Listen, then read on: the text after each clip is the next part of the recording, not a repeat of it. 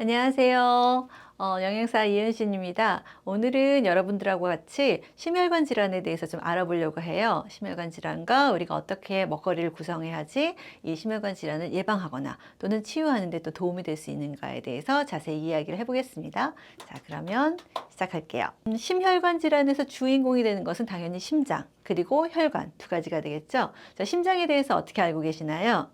심장은 어떻게 구성되어 있다? 심박, 심방과 심실?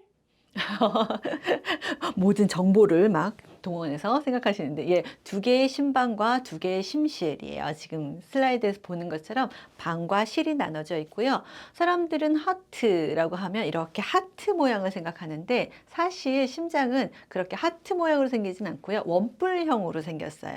그리고 주먹은 한 자기 주먹 정도라고 생각을 하시면 될 것 같습니다. 그래서 근육으로, 굉장히 단단한 근육으로 되어 있고요. 그럴 수밖에 없는 게 우리가 태어나서 죽을 때까지 우리가 계속 펌프질을 해야 하는 기관이기 때문에 정말 많이 힘든 기관입니다. 하루에 10만 번 이상의 박동을 해야 되겠고요. 그 다음에 하루에 750리터 이상의 혈액을 순환시켜 주는 그런 기관이에요. 거기에 연결된 많은 혈관들이 또 같이 연결이 되어 있고, 그 연결로 인해서 우리 몸은 영양소와 산소를 공급받을 수 있는 거죠.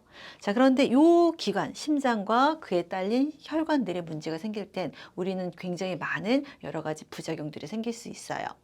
자, 예를 들어 봅시다. 자, 심혈관 질환은요, 나이가 들면서 훨씬 더 많아지는 질환이고요. 그 다음에 우리가 전통적인 한국의 음식 습관을 가지고 있었으면 참 좋았을 거지만, 서구의 문물들이 훨씬 더 많이 들어오고, 그 다음에 식생활도 서구화가 되면서 지방도 훨씬 더 많이 먹게 되고, 고기도 훨씬 더 많이 먹게 되고, 그러면서 가파르게 우리가 심혈관 질환이 늘어난 것을 볼 수 있습니다. 그리고 경제 성장도 또 한몫을 한 파트가 될 수 있겠고요.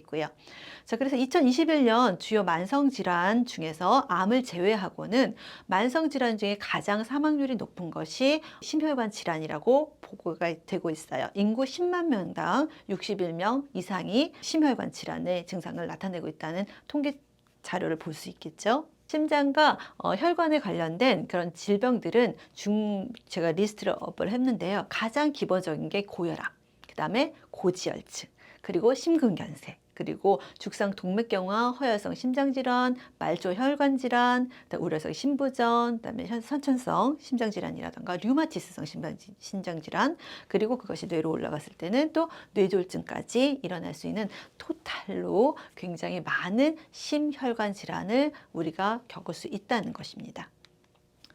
자, 그러면 심혈관 질환의 위험 요인은 뭘까? 아까 처음 말씀드렸듯이 나이가 들면 심장도 그 처음 태어났을 때 또는 청소년기에 이렇게 팍팍팍 이렇게 박동을 하는 것만큼의 이완과 수축이 좀 덜 되게 돼요. 그러니까 심장 질환이 훨씬 더 많이 생길 수 있겠죠. 남자는 45세 이상일 경우, 여자는 55세 이상일 경우 심혈관 질환의 위험성이 훨씬 더 높아지겠고요.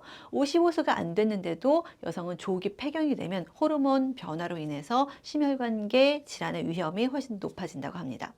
그리고 가족, 형제 간에 심혈관 질환이 있을 경우에는 심혈관 질환 발생 위험이 훨씬 더 높아지고요. 제일 위험한 것은 흡연이에요. 왜냐하면 그 담배 안에는 훨씬 더 많은 그 성분들이 있잖아요. 그것들이 우리 몸에 들어왔을 때 그것을 깨끗이 정화하기 위해서 훨씬 더 많은 심장 박동이 필요하기 때문에 흡연. 그래서 심혈관 질환을 갖고 계신 분들은 제일 먼저 하셔야 되는 게 뭘까? 금연? 금연. 네, 금연을 하셔야 됩니다. 그리고 비만, 특히 비만 중에서 살이 쪘어요 보다 제일 문제가 되는 게 허리둘레. 허리둘레가 훨씬 더 커질수록 심혈관 질환은 훨씬 더 가파르게 증가한다고 보시면 되겠고요. 그 다음에 고혈압과 당뇨, 그 당뇨는 기본적으로 같이 세트로 다니는 아이들이죠. 그래서 기저질환이라고 하는 고혈압과 당뇨 가 있을 때, 특히 고지혈증까지 있을 때는 심혈관 질환이 훨씬 더 많아진다고 할 수 있겠고요. 특히 혈액 내 HDL 콜레스테롤이 35mg/dL 미만일 경우에는 심혈관 질환이 발생률이 훨씬 더 높아진다고 할 수 있습니다. 자, 그럼 고혈압부터 한번 볼게요. 고혈압, 혈압이 높다라는 얘기죠. 자, 얼마 정도가 정상 혈압인가? 다 아세요. 120에 80mmHg. 자, 요거보다 높아지면요, 이제 우리가 약을 먹기 시작하면서 고혈압을 혈압을 낮추려고 많이 노력을 하고 있는데요.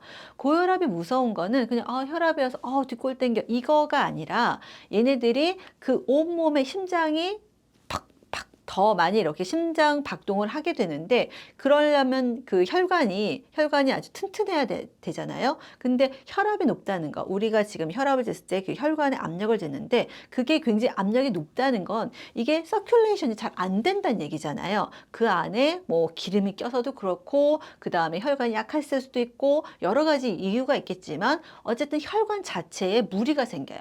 자, 우리가 안 들어가는 스타킹 열심히 막 이렇게 하려다 보면 혈관 그 스타킹이 막 늘어나고 그러잖아요. 혈관의 탄력도 훨씬 더 적어지고, 또 어떤 경우에는 또 딱딱해질 수도 있어요. 그래서 혈관에 무리가 생기고, 그 다음에 혈관들이 굉장히 많이 모여있는 우리 중요 장기, 예를 들어서 폐라던가 간이라던가 신장이라던가 그런 것들에도 훨씬 더 무리가 갑니다. 그래서 고혈압을 갖고 계신 분들은 그 진전이 되면 신장병을 가지시는 경우가 굉장히 많으세요. 그래서 고혈압, 당뇨병, 그다음에 고지혈증, 그다음에 신장병은 일맥상통한다고 보시면 됩니다.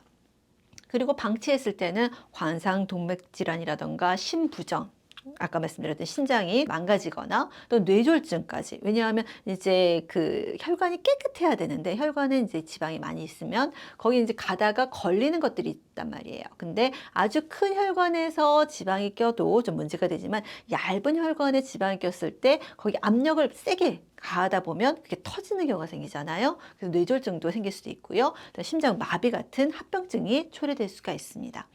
자, 우리가 정상 이하, 뭐 120에 80, 요거는 참 좋은 아이디어란 값인데, 요거보다 조금 올라갔다, 혈압이 올라갔다 하면 우리가 생활습관, 운동을 하거나 살을 좀 빼거나 다이어트를 하면 요게 정상 혈압으로 내려갈 수 있어요. 하지만 그보다 2단계 고혈압, 지금 화면에서 보시는 것처럼 2단계 고혈압 정도까지가 되시면요, 약을 드셔야 됩니다. 그래서 혈압을 떨어뜨려 줘야 되는 거죠. 자, 생활습관 교정은 무엇을 해야 되나? 운동을 먼저 하셔야 됩니다. 그래서 기본적으로 하루에 30분은 최소 30분, 그 다음에 1시간이면 더 좋겠고요. 매일매일 하시면 아이디얼하지만 그게 안 된다면 일주일에 4번 정도는 한번 해주시는 게 좋습니다. 그리고 체중 감소.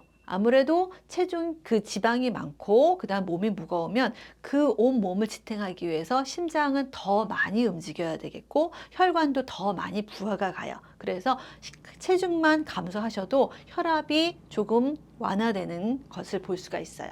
그리고 스트레스가 되면 머리가 아파, 머리가 지끈지끈해, 가슴이 답답한 것 같아, 이렇게 느끼시잖아요. 스트레스 관리도 우리가 혈압을 낮추는데 굉장히 좋습니다. 그래서 우리가 마인드풀니스라고 해서 마음챙김 하시면서 지금 제 앞에 계신 분이 지금 이제 숨을 고르고 계시는데, 이렇게 고르기만 하셔도, 그러니까 깊게 쉬고 한번 쉬었다가 이거 몇 번만 하셔도 스트레스가 조금 낮아지세요. 그러면 우리 몸의 혈관들 훨씬 더 편안하게 해줄 수 있으니까 여러분도 한번 해보시기 바랍니다. 그리고 금연. 이건 아무리 강조해도 더할 나위 없습니다. 그래서 금연, 그 다음에 술 끊으시거나 정말 난 못 끊겠다 라고 하면 조금 훨씬 더 그래도 좀 줄여보세요. 술 섭취하는 거 좀 줄여주시면 좋겠어요. 그리고 약을 처방받으시는데, 어떤 분들은 이거 꼭 맨날 먹어야 돼, 그리고 맘대로 드시거나 또는 안 먹거나 이렇게 자기 맘대로 그냥 약 복용을 변화시키시는 분들이 있으세요. 안 되십니다. 고혈압 약은 정기적으로 꼬박꼬박 드시기를 권장드리고요. 그 다음에 식이요법은 우리가 대쉬 다이어트라는 게 있어요. 이건 조금 이따 설명을 드릴게요. 그리고 저염식을 하는 거, 식이요법 중에서 저염식을 하는 게 중요한데, 1500mg per day, 이거는 50세 이하인 분들한테 권장을 하는 거고요. 이제 이거보다 나이가 좀 더 많으시다 하면 더 소금량을 줄여주셔야 되겠죠. 그래서 51세에서 70세 정도 같은 경우는 1300mg per day, 그 다음에 70세 이상이면 더 줄여서 1200mg per day입니다. 자, 여러분, 그 소금 한 티스푼, 테이블 스푼은 아니야. 티스푼이 한 몇 그램 정도의 소금을 가지고 있을까요? 몇 미리그램? 2mm? 2ml? 너무 작은데? 한 티스푼이 보통 2300mg 정도 돼요. 그러니까 1500mg은 한 4분의 3 정도? 그러니까 거의 절반이라고 일단 생각을 해보면, 자, 그만큼의 소금을 쳐서 아침, 점심, 저녁 간식까지 그걸 다 커버를 해야 되니까 1500mg, 뭐 1200mg은 거의 소금을 안 쓴다고 생각하시면 돼요. 왜냐하면 우리가 나도 모르게 섭취하는 소금량이 굉장히 많아요. 예를 들어서 가공식품은 특히 냉동식품 같은 경우 그거는 짭짤하지 않으면 맛이 없어요. 그렇기 때문에 냉동식품에 굉장히 많이 소금을 넣고요. 그 다음에 여러분이 쓰시는 소스, 예, 데리야끼 소스라던가 샐러드 드레싱이라던가 이런 부분에 소금들이 다 들어있어요. 예, 그렇기 때문에 여러분들이 되도록이면 우리가 추가로 소금을 넣는 것을 자제해야 되는데, 아시다시피 추가로 소금을 조금만 넣으면 맛이가 없어요. 그쵸? 그래서 여러분이 사서 먹는 음식이 참 맛있다라고 느끼는 건 소금을 충분히 넣어서 맵고 짜고 새콤하고 이런 것들을 자극적으로 만들기 때문에 훨씬 더 맛있는 건데요. 뭐 내 몸을 위해서 좀 줄여주셔야 되겠죠. 그래서 저염식 해야 된다.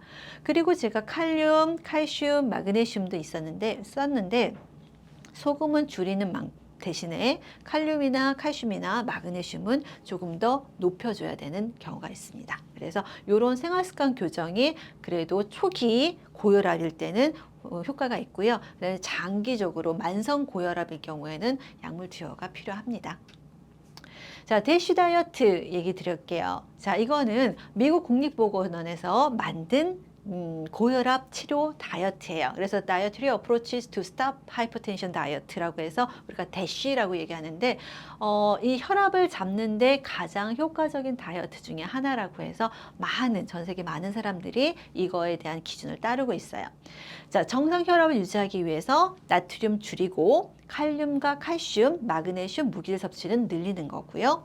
그 다음에 통곡식이라고 하는 전곡식이라던가, 그 다음에 저지방 단백질, 살코기만을 써야 되는 거고요. 그다음 유제품도 저지방, 유제품을 써야 되고, 그다음 채소, 과일, 견과류는 더 많이 드시고요. 그다음 포화지방이나 염분은 줄이는 게 키포인트입니다.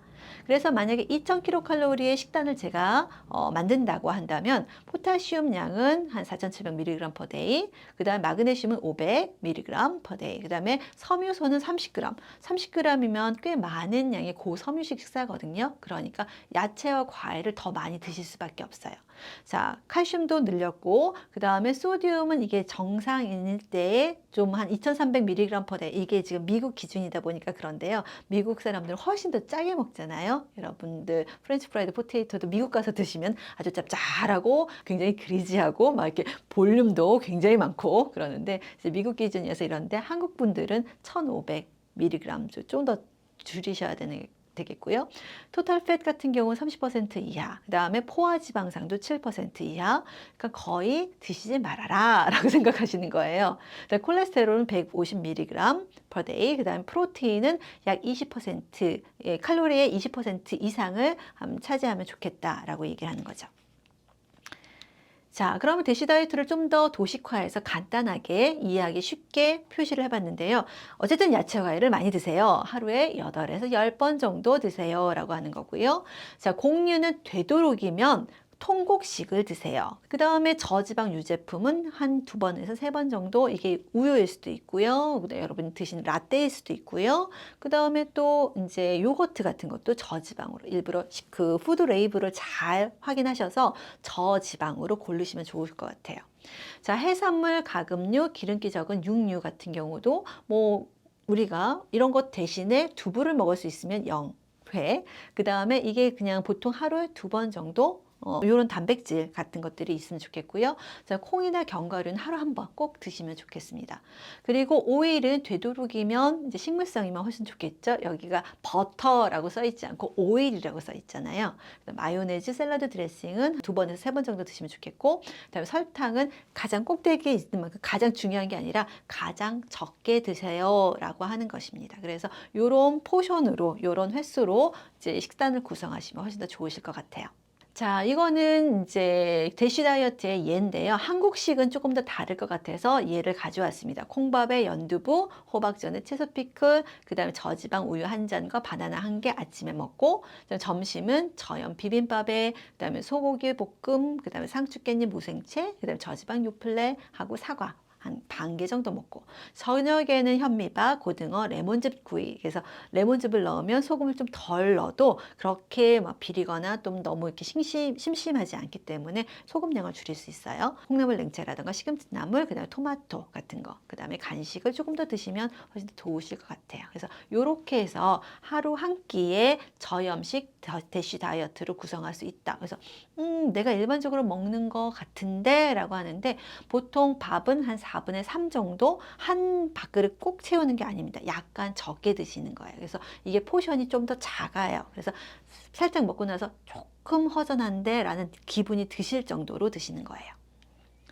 자, 대쉬 다이어트에서 많이 섭취해야 될 것은 과일, 채소, 통곡식, 음료수 대신 설탕이 많으니까 물을 드시는 거고요.